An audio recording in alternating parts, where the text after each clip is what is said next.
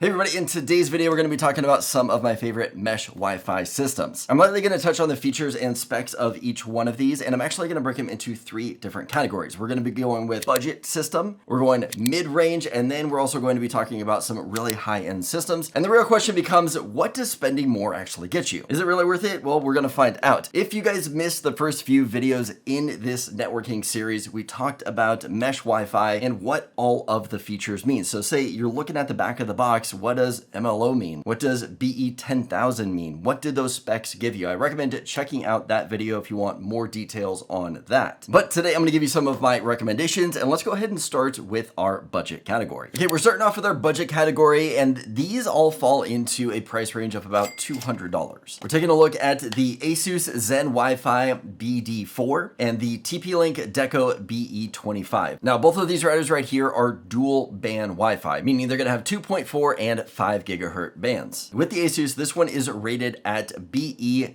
3600. So we're going to be getting 3.6 gigs of combined speed out of that device. Next, with the TP-Link, we're going to be getting BE 5000. There's going to be quite a bit more speed we're going to be getting out of this device than the Asus. Now, taking a look at the BD4, this is obviously the form factor of what it looks like. We've got venting here on the sides, a little bit up there on the top, and we have got 2.5 gig ports here on the back. We've also got a barrel plug there for power and then a power switch. Taking a look at the bottom, we have got more venting, we have got a reset button, we have got a WPS button over here, venting, and then rubber feet on the bottom right there. Now with the Deco, we've got a different shape, pretty interesting.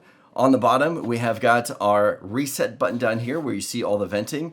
Here are our ports. So on the ports right here, we have got our WPS button, two 2.5 gig buttons, and then a power port that is going to be our barrel port right there. And then also just taking a look at both of the power for these devices. Here is what each of the bricks look like that come with these two units. Now, talking about coverage of each of these units, Asus, we're going to be getting about 5,400.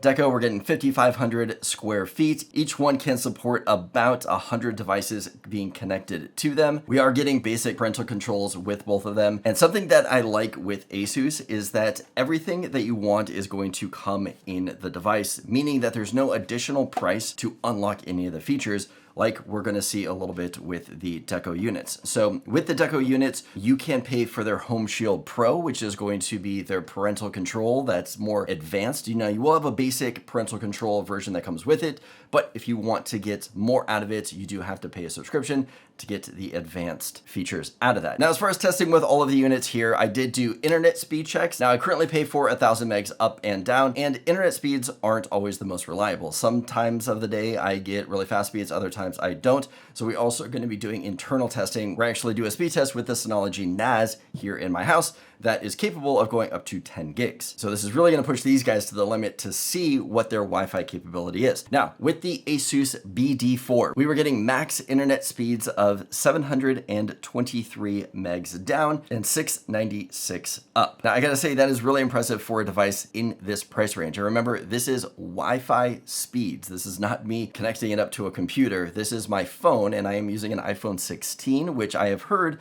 doesn't give the best experience when it comes to testing speeds with MLO, but I seem to be getting pretty good speeds out of it right here. So those were our speeds for our internet. For our local speeds, we got 983 down and we got 988 up. I gotta say, those are absolutely incredible speeds that we're seeing out of the BD4 for roughly a $200 price range for a 2-pack. Now, taking a look at the Deco, this is the BE25. For internet speeds, we are getting 939 down and 941 up. Very, very impressive. And then for our local test, we got 811 down and 1141 up. So I'm not sure why our local test was much lower than our internet test, but for all the testing, I run the speed test 3 times, and to get the max number of what these things are capable of, I just take the highest number out of those 3. So we did 3 internet tests, 3 local tests. I take the highest number of download, highest number of upload, and that's the numbers that we're taking a look at right here, because I'm looking for max numbers, not average numbers. So do keep that in mind with this testing. So great results that we're seeing from both both of these devices. It's a 2-pack for around $200. I am shocked at the value you are getting out of these devices right here. Now, a couple of pros and cons with each one. Like we talked about with the TP-Link Deco, if you do want all of the advanced parental control, it is behind a subscription, so you do have to pay for that. It's also going to give you some other metrics too, but we're also getting faster speeds out of this one. So this one is going to be a BE 5000 speed device. Now with Asus, it's going to come with everything that you need and no subscriptions required. You can log into everything. The only thing with this one is that this one is a BE 3600. So we're getting about 3600 gig speeds out of this guy right here. But Asus also really impresses me with the customization that you can do with their devices. There's a lot more of digging and tweaking that you can do with your devices.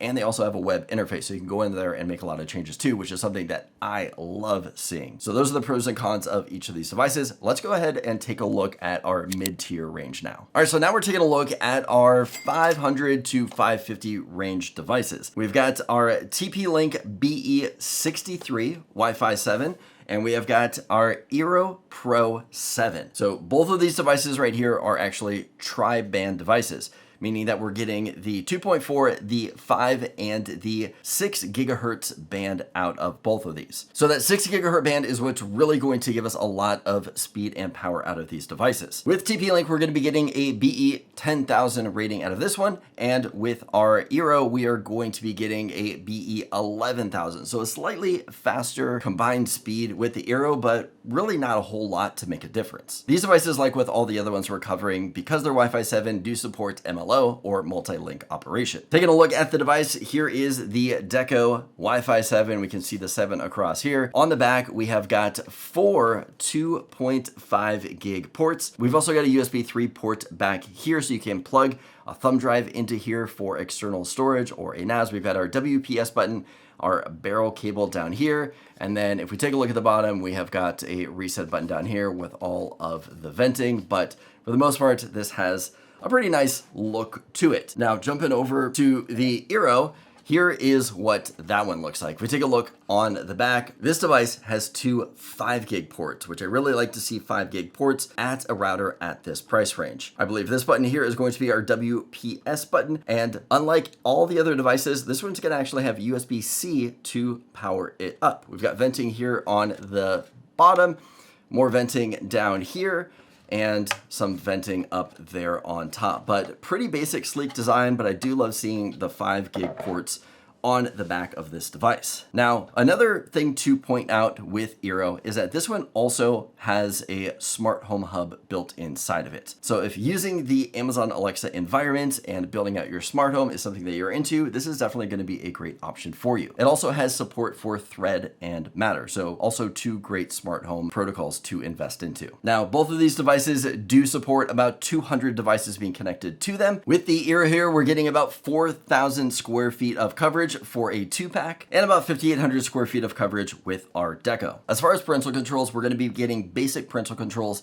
with both of these devices, but they also do support a Pro or Plus version of their subscription that can give you more details with more statistics of your internet. So both of these do have subscription options if you are interested in those. Another thing with Eero being an Amazon device is that it does have an Alexa built into it. And if we go with our TP-Link Deco, this is compatible with Alexa, but does not have it built inside, meaning that you can connect it to your smart home ecosystem and get some extra controls out of it. Now, a few downfalls with this is that there is a subscription if you want to unlock a lot of the premium features, and you're really limited on any manual controls that you want to do, meaning that there is no web interface that you can log into and really dive deep into some of these settings. Now, with the Deco, we're going to be able to get better manual controls out of this thing, setting up some extra features like QoS and better native flexibility, but there is no smart hub built into this one. Even though the speeds are slightly cheaper on the Deco, the price really makes up for it by being a much more affordable price. And one last thing I almost forgot to show you is the power plugs for each of these units.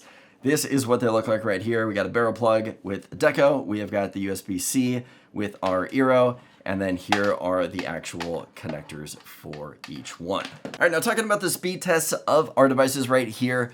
With our TP-Link BE63 internet speeds, we are getting 862 down and 894 up. So pretty even right there. our local speed test. This is where we are starting to get into the 1,000 consistent mark. So we have got 1,138 down, 1,456 up, which is very nice. With our Eero Pro 7, our internet download speeds are 656 and 851 upload speeds. Kind of slow on the internet speeds right there compared especially to even our lower budget stuff.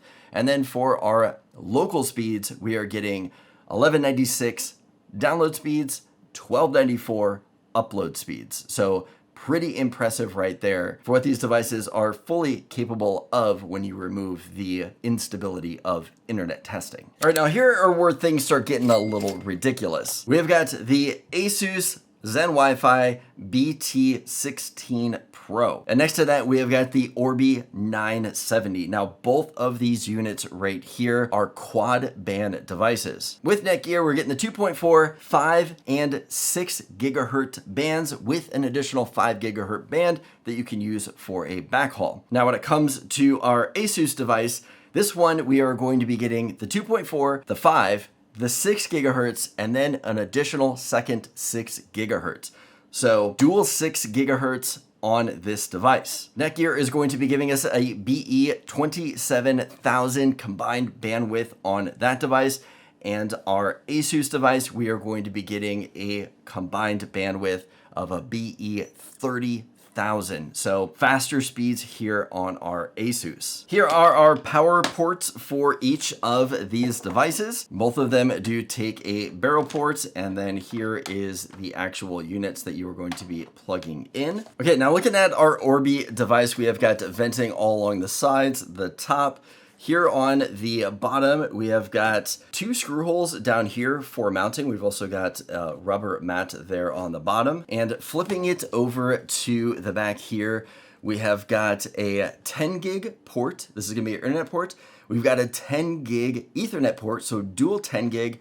And then we've got 4 of our 2.5 gig ports right back there. We've got a reset button and our sync or WPS button right there, barrel plug down here. So a beefy beast of a device. Now taking a look at our Asus device, venting up here all along all of the sides. We could take a look here on the back of it. We have got, looks like a 7 down here. Tilting it a certain way, you can see where it says Wi-Fi. And then our ports that we're seeing down here. So we have got a 10 gig WAN LAN.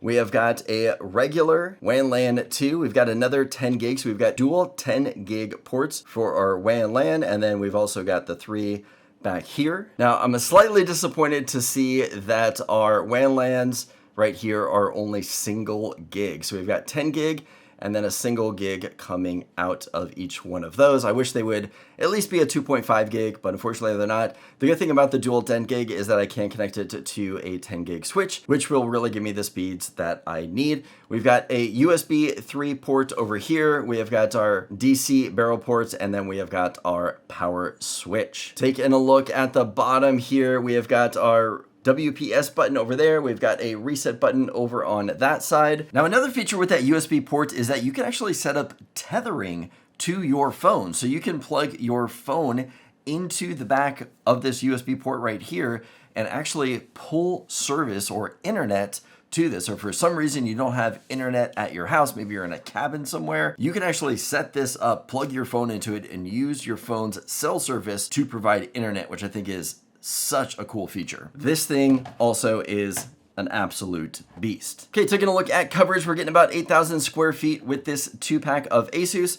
Orbi is going to be giving us about 6,600 square feet with our 2-pack. Both of these devices right here do support up to 200 devices being connected to them. Both of the devices also have support for Amazon Alexa and Google Assistant. And like we mentioned earlier, with Asus, there is no subscription. You can just go ahead and use all the features that they allow you to, which is a lot. There's a lot of manual tweaking that you can do with Asus. When it comes to the Orbi setup right here, if you do want the Netgear Armor, which is all of their extra protection, there is a subscription associated with that. Now, depending on the one that you get, I believe with this one for the Orbi, you do get the first year free of the Netgear Armor subscription. So that is a nice plus for the price that you're getting this for. Now, speaking of prices, the Asus here is about almost half the price of what we're seeing from the Orbi. In fact, let's go ahead and take a look at the speeds that we're getting from both of these devices. With our Asus right here, I am getting internet speeds of 799 down and 879 up. Now, as far as local speeds, this is where it really shines. For local Wi-Fi speeds, we're getting 1656 megs down, 1402 up. Absolutely incredible. With the Orbi 970, we're getting 801 megs of download speed from the internet. Upload speed is 926. Now with our local speeds, we're getting 1652 with the Orbi and 1426 of upload speeds. Now these two are very close to each other. We've got quad band for both of them. This one is the BE 30,000, BE 27,000. Now both of these units are great units and provide incredible speed, but the Orbi one here is about $500 more. So kind of comparing these two together, I would probably go with Asus over Orbi. Orbi is more expensive. It does require a subscription once you've used up your free trial. And as you can see, they're pretty huge. With Asus, we're getting a lot slimmer design. Now we're only getting the 1 gig ports on the back in addition to the two 10 gig, but it also has a lot more features that you can really dive into and no subscriptions to use all of their features. Now here is the breakdown of all the speeds next to each other so you can kind of get a comparison. I'll let you guys pause it here if you do want to take a closer look at this, but here is the full breakdown. Well, I hope that gives you a bit of insight of what devices are out there and available and what they offer at what price range. Now, I would be curious on which one of these devices sticks out to you the most of something to pick up. Are you even looking to upgrade? If so, let me know down in the comments. Now, if you are picking up a new device, don't get rid of your old one because we can still use it. We'll be talking about that in the next video. If you guys want to check out more from this playlist, I recommend taking a look at this video right here. And if this video was helpful, give it a thumbs up. Let me know that you liked it. As always, don't forget to subscribe for more content like this, and I'll see you guys in the next video.